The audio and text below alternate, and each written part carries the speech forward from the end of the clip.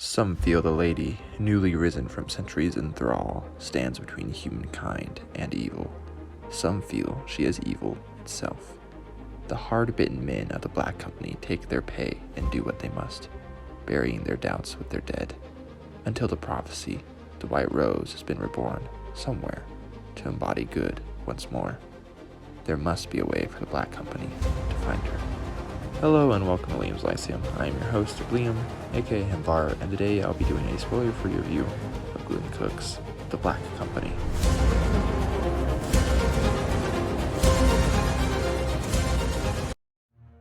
The Balck Company is a 1984 novel and first in the Chronicles of the Balck Company, which contains 3 books, though there are at least a few sequel series as well. Now, this is a dark military fantasy novel, and it is actually often considered the first grimdark novel. The story follows, of course, the Balck Company, who all have names like Silent, Mercy, Goblin, One Eye, Tom Tom, Pickles, Captain, and the Lieutenant. Now, of course, these aren't their real names, since real names seem to, well, I assume maybe there's some power behind them because they're just not shared. Now, our main character is actually Croker, who is a physician in the Balck Company, is also an analyst and historian for the Balck Company, and it's from these annals that we are getting the story, and so it is told actually in first person from Croker's point of view. The story starts in the city of Beryl in the south, and the Balck Company, being a mercenary unit, are working for Syndic of Beryl. Now, most of the story actually takes place in the north, which is a different continent, and it is one that is dominated by a being called the Lady, and under her are 10 seemingly somewhat, they're not quite immortal, but people called the Taken. They're sorcerers and sorceresses, and they're very powerful. Now, that at one point in the history of the world, the Dominator was the one who ruled the north, and he was the one who took his enemies and made them the Taken, and the Lady was his wife.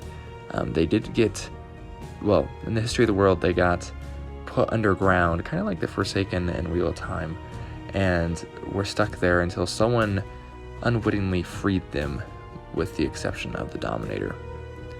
And so that is essentially what's going on. We really just have, the cover actually says, "Darkness wars with darkness until the new light breaks." And that's really what the story is about. It's bad guys fighting other bad guys. And in some ways, it seems like the bad guys the Balck Company are working with are really the worst ones. So it's kind of a fix-up novel in that sense, so I don't know, maybe that's not the right word for it. Each chapter actually are really long, and they're more of short stories. And so, yeah, maybe it is fix-up. And I've read a few like that already anyways. I just didn't know this was what we were getting going in. The chapters are called Legate, Raven, Raker, Whisper, Harden, Lady, and Rose, and several of them are very long. And they each give you different stories, of course. Raven is one of my favorite ones, Lady as well, and Rose for that matter. They're all really good. I don't want to go really into them because they'll give you spoilers. It's very interesting though, considering it's dark. You can definitely see the influence on Steven Erikson's Malazan, and I have not read much Malazan, but you can see the influence there. And with a few things, so just read the book and you'll see it. But if you haven't already noticed it anyways, and this is a really good story. There is violence. It does seem to be toned down a little bit by Croker, which sort of seems to make him an unreliable narrator. It might have been because of the publishing world at the time, but it's really tame in some respects. It's not too gory, but it is grim. It's definitely dark, and so I think the labels fit it rather well. Definitely not a nice story, and just about every character is bad. There are very few good things coming through. Croker definitely has his moments, and Darling does, and even someone like Raven, who is the kind of silent brooding type you'd find in some fantasy stories, though definitely a better take on that trope than normal, I would say. But even these good characters are not all that great, or at least they don't do that much, at least in this story. And so most of the characters are gray, you could argue. And it was honestly kind of refreshing, since I don't read a lot of dark stuff like this. I was really surprised with how much I liked it. Like, I went through this really quickly, and right after I finished it, I actually started Shadows Linger, which is book 2, and I cannot remember the last time I started a sequel after finishing the first book immediately. So it reminded me mostly of Erickson. It reminded me a little bit of Wheel of Time, but that's just not a lot there. It reminded me a little bit of Robert E. Howard, but I think that's more so of how often the word Morion is used, which is type of helmet, by the way. And I think that only reminded me of Robert E. Howard because I learned the word from reading Conan stories by Robert E. Howard. So anyways, there is a lot of good stuff here, and my thoughts are probably rather useless for you, but I wanted to say I really enjoyed it. If you like dark fantasy, which I do enjoy from time to time, this is definitely dark, and there's lots of big battles here if you like that stuff, but lots of character work that's going on as well. It's a little bit of an odd, but definitely a drab world. And while there are some monstrous creatures, the world is mostly full of evil people. So it's really the people, the humans, doing the bad things here.